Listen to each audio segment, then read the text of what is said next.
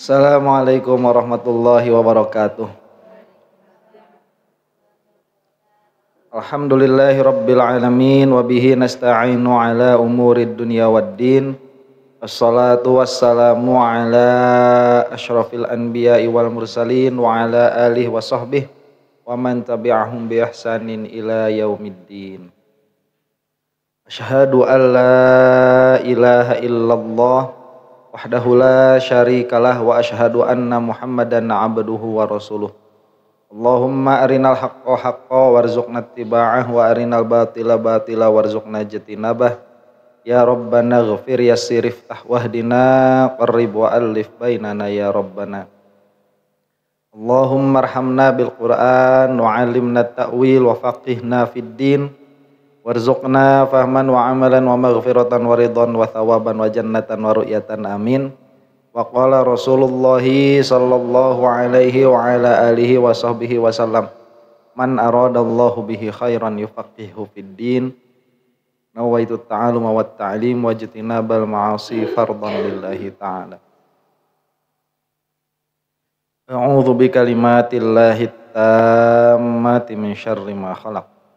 Bismillahirrahmanirrahim. Bismillahirrahmanirrahim. Bismillahirrahmanirrahim. Bismillahirrahmanirrahim. Bismillahirrahmanirrahim. Bismillahirrahmanirrahim. Bismillahirrahmanirrahim. Subhanaka la ilma lana illa ma 'allamtana innaka antal alimul hakim. Al-Fatihah. Bismillahirrahmanirrahim. Alhamdulillahirabbil alamin arrahmanirrahim maliki yaumiddin. Iyyaka na'budu wa iyyaka nasta'in ihdinas siratal mustaqim. Siratal ladzina an'amta 'alaihim ghairil maghdubi 'alaihim waladdallin. Amin. Bismillah. Kita masuk sekarang ke bait nomor 10.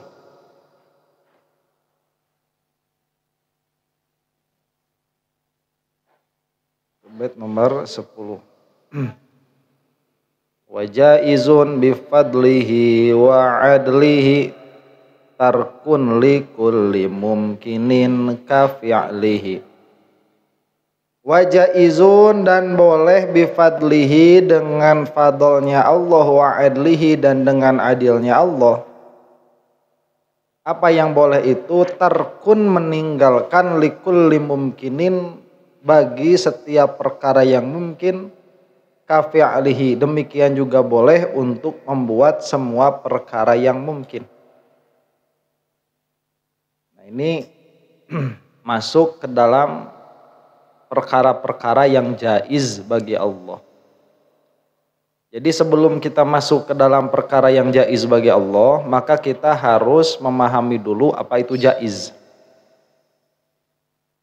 Jaiz, dia adalah perkara yang mana ada dan tiadanya tidak akan melazimkan kepada perkara yang mustahil. Itu adalah jaiz. Nah,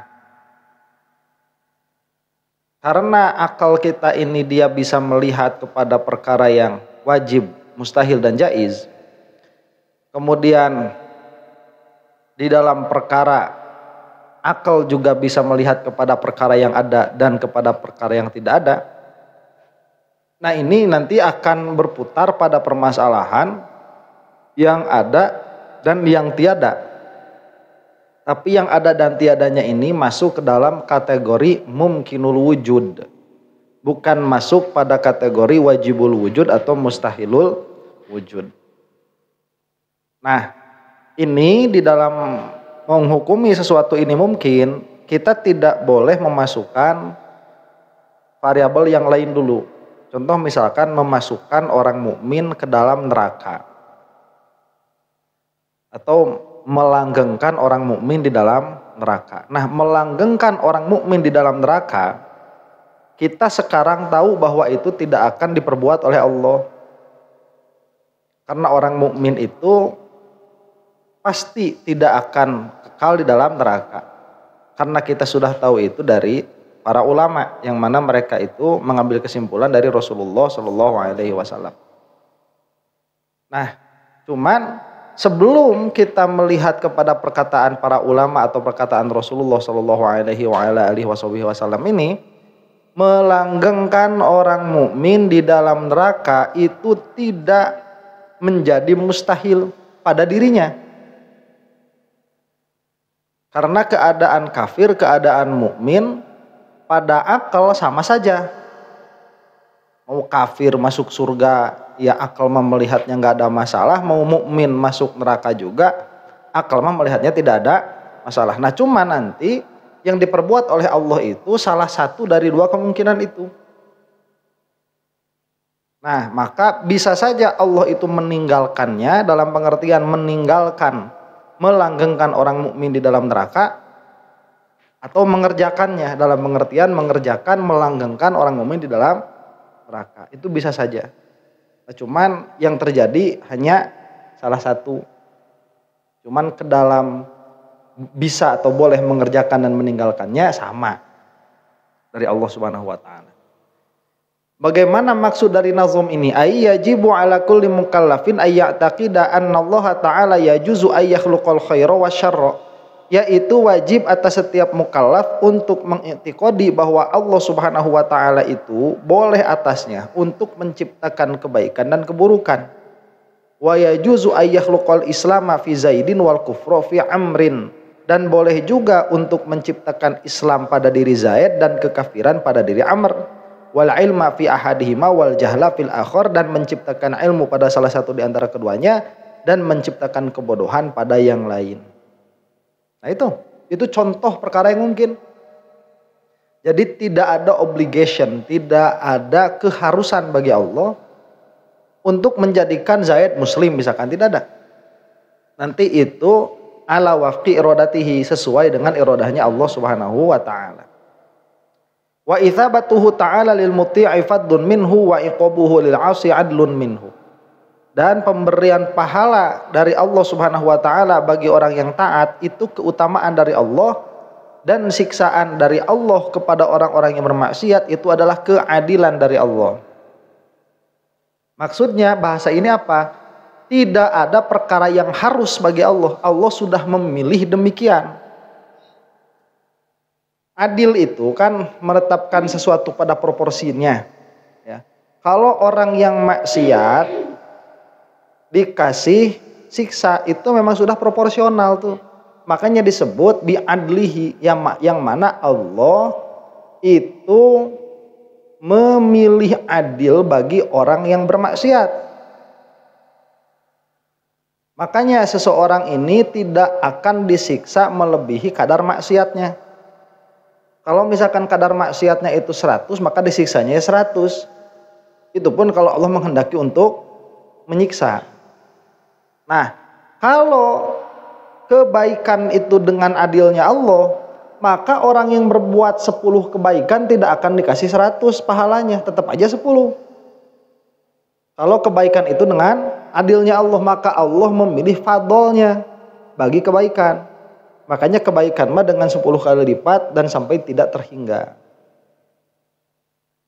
Nah, dalam pengertian menyiksa orang yang bermaksiat dan memberi pahala kepada orang yang taat itu bukan obligasi bagi Allah, itu bukan sesuatu yang harus bagi Allah. Itu adalah pilihan Allah Subhanahu wa taala. Li'annahun nafi'ud dharru. Kenapa demikian? Nah, ini dalil dulu dari nama Allah. Kenapa Allah itu boleh berbuat kebaikan dan boleh pula menciptakan keburukan? Karena Allah itu yang memberi manfaat dan Allah itu yang memberi madarat. Wa innama hadhihi ta'atu wal ma'asi alamatun ala anna Allah ta'ala yuthibu wa yu'aqibu manit tasofa bihima. Dan ketaatan dan kemaksiatan ini adalah tanda. Tanda atas apa? Tanda atas bahwa sesungguhnya Allah Subhanahu wa taala itu akan memberi pahala dan akan menyiksa orang-orang yang disifati dengan kedua sifat itu, yaitu taat dan maksiat. Jadi ini bukan merupakan suatu sebab. Jadi begini ya, irodahnya Allah kepada maksiatnya Zaid dan irodahnya Allah kepada disiksanya Zaid itu sama-sama azali, tidak ada yang lebih dahulu mana. Apakah Allah menghendaki dulu Zaid bermaksiat baru kemudian Allah menghendaki Zaid disiksa? Kan tidak, karena iradah Allah itu qadim. Yang qadim tidak ada tartib, tidak ada urutan. Jadi Allah menentukan Zaid demikian adanya. Nah cuman di dalam kejadiannya itu pasti akan ada mana yang lebih terdahulu. Maka di dalam kejadiannya nggak masuk neraka dulu baru maksiat, tapi maksiat dulu, kafir dulu, baru masuk neraka. Itu di dalam kejadiannya. Karena di dalam kejadiannya kita yang serba terbatas harus ada pada waktu yang terbatas. Nah maka kehendak Allah kepada maksiat dan kepada masuk nerakanya Zaid ini qadim. Cuman maksiatnya kita lihat lebih dahulu. Maka kita katakan bahwa maksiatnya Zaid ini bukan sebab Zaid masuk neraka di dalam hakikat. Tapi maksiatnya Zaid ini merupakan tanda Zaid masuk neraka. Bukan sebab, tapi tanda. Makanya kalau misalkan kita mau lihat apakah kita ini akan diberi surga atau neraka oleh Allah, ya tinggal lihat tanda-tanda yang terjadi sama kita. Karena pada Allah mah sudah selesai. Ilmunya Allah, irodahnya Allah itu sudah selesai. Nah,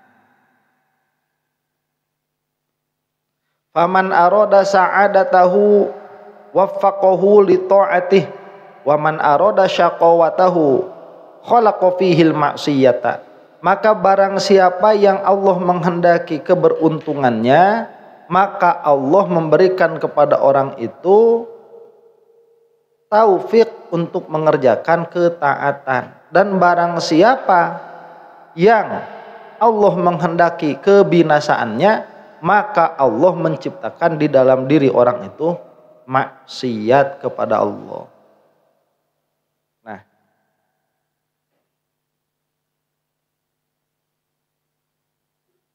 fajami'ul umuri min af'alil khairi wasyarri bi khalqillahi ta'ala. Maka kesimpulannya, semua perkara baik itu berupa perbuatan yang baik dan perbuatan yang buruk itu tercipta dengan ciptaannya Allah Subhanahu wa taala. Jangan dipisah. Yang baik dari Allah, yang jelek dari setan. Jangan dipisah. Itu mata ta'addub nanti. Berbuat adab saja, ta'adduban. Hakikatuhu semua dari Allah Subhanahu wa taala. Secara hakikatnya. Fajami'ul umuri min af'alil khairi wasyarri bi khalqillahi ta'ala li anna Allah ta'ala khalaqal 'abda wa ma 'amilah. Karena Allah Subhanahu wa taala itu telah menciptakan hamba dan telah menciptakan apa-apa yang dia kerjakan. Jadi Allah itu bukan hanya menciptakan Zaidnya, tapi juga menciptakan perbuatan Zaidnya. Allah Ta'ala wallahu khalaqakum wa ma ta'malun. Telah berkata Allah Subhanahu wa taala, dan Allah sungguh telah menciptakan kalian semua dan telah menciptakan apa-apa yang kalian perbuat. Fahuwallazi yasduru anhu an-naf'u wad-dharru fala khaira wala syarra wala naf'a wala dharra illa wa huwa mansubun ilaihi subhanahu wa ta'ala. Maka Allah lah yang timbul darinya manfaat dan madarat. Maka tidak ada kebaikan dan tidak ada keburukan dan tidak ada manfaat dan tidak ada madarat, kecuali semua perkara itu dinisbahkan kepada Allah Subhanahu wa taala fil haqiqah. Awas nanti di dalam bahasa keburukan tidak boleh dinisbahkan kepada Allah di dalam bahasa. Tapi di dalam hakikat memang semuanya dari Allah Subhanahu wa taala. Ada kemarin siapa ya, Donditan kalau nggak salah, mah lucu dia itu. Bagus maksudnya. Jadi apa namanya? Orang Kristen itu kan punya sangkaan Nabi Isa itu anak Tuhan ya, atau dia itu Tuhan sendiri begitu. Terus dia itu diutus ke alam dunia untuk menebus dosanya manusia karena rasa sayang kepada manusia. Terus kata Dodita itu begini, hari iblis sama kita dosanya banyak mana? Kata orang Kristen ya banyak iblis lah, namanya aja udah iblis. Nah, terus kenapa Tuhan itu jadi manusia nggak jadi iblis aja? Kenapa nggak dosanya iblis aja yang ditebus begitu? Iblis kan dosanya. Allah itu orang-orang Kristen itu ya. Kemudian Pak Jami'ul umur mana tadi? Bahwa alladzi yasduru anhu an-naf'u wad-darru fala khaira wala syarra wala naf'a wala darra illa wa huwa mansumun ilahi. Fahina idzin yambaghi lil abdi ayyakuna i'timaduhu alaihi ta'ala wahdah. Maka jika demikian sudah seharusnya lah bagi seorang hamba itu supaya apa? I'timadnya, apa i'timadnya itu bahasanya? Bergantungnya dia itu hanya kepada Allah Subhanahu wa taala saja, jangan kepada yang lain.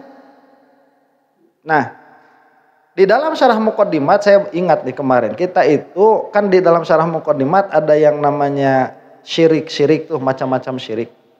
Dan macam syirik yang terakhir itu syirik apa? Syirkul aghrad. Syirkul aghrad itu menghendaki selain Allah dari perbuatan kebaikan kita. Nah, kata Imam Sanusi, kenapa orang ini kok bisa sampai terjadi dari hatinya itu syirkul aghrad? Kata beliau, syirkul aghrad ini bisa terjadi karena orang lupa bahwa yang bisa memberi manfaat dan madarat hanya Allah. Lupa. Jadi sehingga dia itu di dalam perbuatannya menginginkan selain Allah. Kalau misalkan untuk orang awam ya di dalam perbuatannya itu menginginkan dipuji oleh orang lain.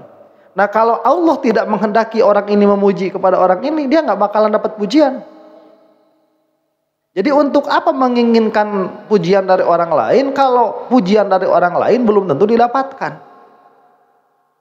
Karena lupa akan wahdaniyat fil af'al, bahwa an-nafi' wad-dhar itu hanya Allah Subhanahu wa taala, maka adalah di dalam hati itu syirkul aghrad. Kemudian berbuat baik untuk surga atau untuk neraka. Itu kan karena tatkala waktu berbuat baiknya yang diingat surga sama neraka, bukan Allah. Coba kalau misalkan ingat kepada ad-dhar wan nafi' itu hanya Allah Subhanahu wa taala, yang memberi manfaat dan madarat itu hanya Allah Subhanahu wa taala, maka tidak akan di dalam dirinya itu taat dan beribadah melihat surga atau takut neraka, nggak bakalan itu. Ya, cuman karena lupa begitu, karena lupa. Nah akhirnya seperti itu. Jadi kalau misalkan kita sudah tahu bahwa semua perbuatan itu baik, yang baiknya atau yang buruknya semua berasal dari Allah, maka sudah seharusnya hati kita itu, pengetahuan kita itu selalu hadir bahwa tidak ada yang layak untuk timadi itu, untuk dibergantungkan oleh hati kita selain Allah Subhanahu wa taala. Fala yarju wa la yakhsha ahadan ghairahu ta'ala, maka tidak akan takut dan tidak akan berharap kepada selain Allah Subhanahu wa taala.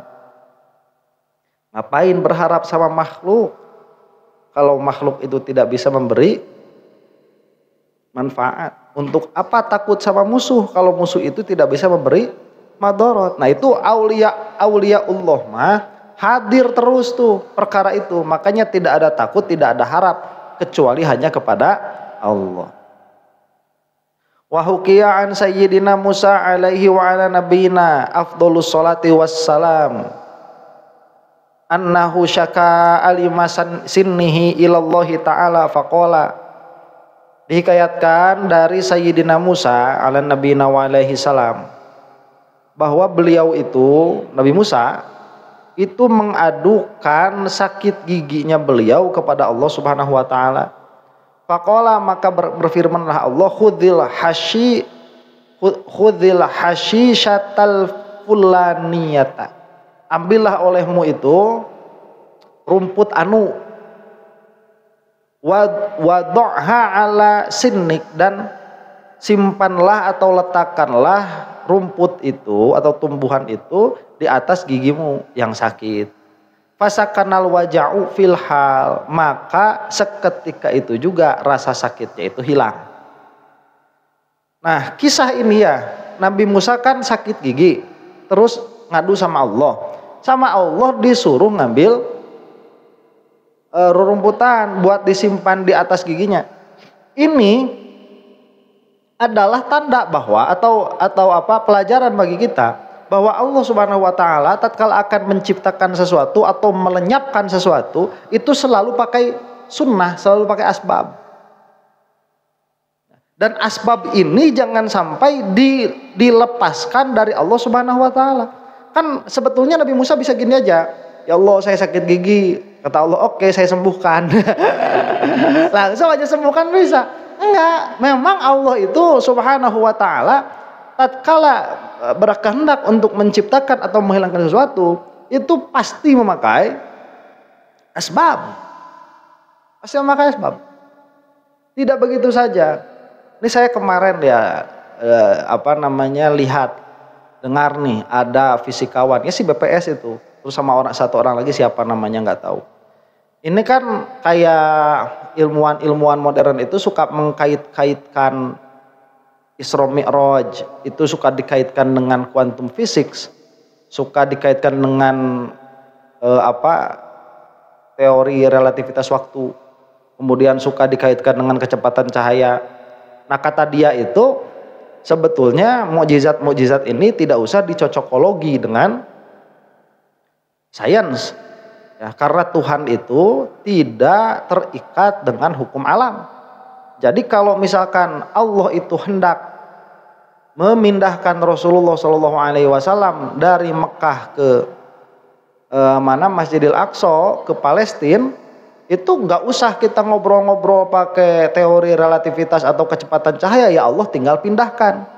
Kemudian kalau misalkan dari Baitul Maqdis ke Sidratul Muntaha itu udah nggak usah pakai ada black hole, bukan black hole, ada worm itu ya masuk ke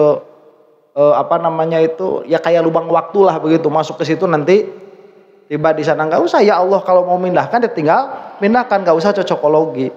Nah sebetulnya perkataan ini ada benarnya, tapi juga tidak sebetulnya benar. Kenapa demikian? Karena Allah itu tatkala akan menciptakan sesuatu dan meniadakan sesuatu, selalu Allah itu memakai sunnah, memakai asbab. Memang kan bisa saja Allah itu memindahkan Rasulullah dari Mekah ke Masjidil Aqsa, itu kan tinggal dipindahin saja. Ya, Rasulullah teleportasilah kalau kita begitu. Jadi dari sini tak langsung di sini teleportasi. Dan untuk Allah memang nggak ada masalah. Tapi nggak seperti itu. Allah menurunkan dulu buruk. Jadi supaya kita iman itu bukan hanya kepada berpindahnya Rasulullah dari Masjidil Haram ke Masjidil Aqsa, tetapi juga beriman ada makhluk namanya buruk. Jadi ini pelajaran untuk orang mukmin bahwa yang namanya khobar tatkala dia sahih dia harus dipercaya. Jadi jangan begini, udahlah ada Tuhan mah nggak usah pakai kayak gitu. Jadi kita imani saja Rasulullah berpindah dari Mekah Masjidil Haram ke Masjidil Aqsa, kemudian dari Masjidil Aqsa ke Sidratul Muntaha. Ya enggak begitu juga, karena di situ banyak riwayatnya, banyak ada sunnahnya begitu, ada tahapannya. Dari Mekah ke Masjidil Aqsa pakai buruk, dari Masjidil Aqsa ke Sidratul Muntaha itu banyak riwayat. Ada yang mengatakan naik tangga, ada yang bukan reforma nanti dari sana. Reforma terakhir, ada yang bilang pakai tangga, ada yang bilang naik pohon. Jadi pohon tumbuh dari bawah kemudian naik terus ke atas. Ada. Terus fisika itu nggak masuk akal, kan akan kena hukum. Loh ya enggak, karena Allah itu maha kuasa. Ya kuasanya Allah pengen membegitukan. Pakai roket ya bisa, pakai buruk ya bisa, Rasulullah pun teleportasi bisa. Tapi di dalam tahapan-tahapannya itu memang Allah menghendaki Rasulullah demikian adanya. naik dulu ke langit pertama, di langit pertama ketemu sama Nabi Adam, naik ke langit kedua, di langit kedua ketemu sama Nabi siapa itu? Di langit kedua itu Nabi Isa kalau nggak salah ya. Nabi Isa tuh di langit ketiga nanti ketemu lagi sama nabi-nabi yang lain sampai ke langit ketujuh. Dari langit ketujuh Sidratul Muntaha, di situ nanti ada riwayat naik rof-rof. Itu kan sudah begitu sunnatullahnya, memang karena Allah itu tatkala menjadikan sesuatu itu pasti memakai sunnah, dan itu kehendaknya Allah Subhanahu wa taala. Nah, di sini Nabi Musa juga begitu. Ya. Nabi Musa juga begitu. Jadi tatkala Nabi Musa itu sakit gigi, sama Allah disuruh ngambil rerumputan, ngambil pohon apa begitu, daun apa, dan diletakkan di atas giginya. Nah, setelah itu sembuh. Padahal Allah Subhanahu wa taala bisa saja cuman menyembuhkan langsung, jadi menghilangkan. Ya, karena rasa sakit itu ciptaan Allah juga. Ya, maka tatkala rasa sakit itu dari tidak ada menjadi ada, maka diciptakan oleh Allah. Dari ada menjadi tidak ada, maka itu pun dihilangkan oleh Allah. Nah, kemudian setelah beberapa saat rasa sakit itu kembali sama Nabi Musa. Terus Nabi Musa itu udah nggak laporan lagi sama Allah, langsung aja ngambil rumputnya dan meletakkannya di atas giginya. Fazadal waja'u ad'afa makana, maka bukannya sembuh tapi malah tambah sakit. Si giginya itu, aduh, malah tambah sakit giginya Nabi Musa yang mulia itu. Fastaghatha ilallahi ta'ala faqala, maka berteriak-teriak minta tolong sama Allah. Ya Allah, tolong, ini kok malah tambah sakit. Faqala ilahi alasta amartani bihada, kata Nabi Musa itu, ya Tuhanku, bukankah engkau telah memerintahkanku untuk berbuat seperti ini? Kalau saya sakit gigi itu supaya ngambil daun itu, wadallal tani alaih, dan engkau telah menunjukkanku atas tumbuhan itu. Faqala ta'ala, maka berkata siapa Nabi Musa, maka berkata Allah Subhanahu wa taala, ya Musa, duhai Musa, anna syafi, aku adalah yang memberi sehat, yang menyembuhkan, wa annal mu'afi wa annad dharru wa annan nafi', dan aku ini yang memberi madarat dan aku ini yang memberi manfaat. Qasadtani fil marratil ula fa azaltu maradak, engkau telah bermaksud kepadaku pada pertama kali engkau sakit, maka aku menghilangkan sakitmu. Wal'an qasadtal hashisata, tapi sekarang engkau bermaksud menuju tumbuhan itu. Wama qasadtani, dan engkau tidak bermaksud kepadaku. Intaha. Tuh begitu, selesai. Nah, jadi pada hakikatnya si orang-orang yang nggak belajar tauhid, mereka itu nggak bisa tembus sampai ilmu hakikat seperti ini. Jadi orang yang keterlaluan hakikat itu nggak mau pakai syariat. Tuh orang batiniah tolol tuh. Ya. Kalau Nabi Musa pikirannya kayak batiniah itu, kata Allah itu, ya udah ambil rumput, ya Allah engkau kan maha kuasa, atau langsung saja. Iya kan? Tolol tuh. Nah, itu ketololan batiniah, nggak mau pakai syariat. Ketololan fisikawan, nggak mau pakai hakikat. Oh, jadi kan ini nggak bisa, ini nggak mungkin, ya nggak mungkin nggak bisa, gimana lah wong. Tatkala kamu misalkan melihat bahwa yang namanya itu besi itu leleh, misalkan setelah dipanaskan di atas 1000 derajat Celcius, si fisikama langsung menisbahkan yang melelehkan itu suhu 1000 derajat Celcius. Padahal yang melelehkan itu hakikatuhu Allah. Maka Allah itu bisa melelehkan besi tanpa harus melewati besi itu suhu 1000 derajat Celcius, sebagaimana yang terjadi kepada Nabi Daud. Nabi Daud mau bengkokin besi itu tinggal pakai tangan aja. Makanya bagus-bagus baju perangnya bikinan Nabi Daud mah udah kayak baju Iron Man. Oh iya, nggak punya lab, nggak pakai lab, langsung aja ada orang ukur aja langsung, besinya langsung ditempel-tempelin gitu. Udah pas bagus. Nah, itu siapa Nabi? Nah, karena untuk untuk melengkungkan besi, Allah itu nggak perlu sama Suhu 1000 derajat Celcius nggak perlu. Kalau fisikawan itu kan asal mereka ngelihat cahaya dengan kecepatan sekian ratus ribu kilometer per detik, kemudian langsung berspekulasi, oh berarti 3 miliar tahun yang lalu Big Bang. Jadi udah kayak orang diem di pinggir pom bensin, kemudian ngelihat ada mobil berjalan 60 km per jam, kemudian langsung punya kesimpulan, berarti 10 jam yang lalu dia berada pada jarak 600 km di belakang, begitu. Padahal ya belum tentu seperti itu, bisa jadi dia cuman keluar rumah mau beli mau beli ciki ke Indomaret begitu. Jadi 10 jam yang lalu itu ada aja di garasi. Nah itulah ya. Jadi yang bagus. Nah ini jadi kebaikan keburukan itu diciptakan oleh Allah Subhanahu wa taala. Itu yang disebut boleh bagi Allah untuk berbuat keburukan, untuk berbuat semua perkara yang mungkin atau meninggalkannya. Walamma faraghan nazimu mimma yata'allaqu bimaulana syar'a fi ma yata'allaqu birusulihi faqala. Dan setelah nazim selesai dari pembahasan yang berkaitan dengan Allah, maka masuklah nazim ini pada pembahasan yang berkaitan dengan para Rasulullah. Ini nanti kita bahas ya. Kita istirahat dulu saja. Wallahu a'lam bissawab.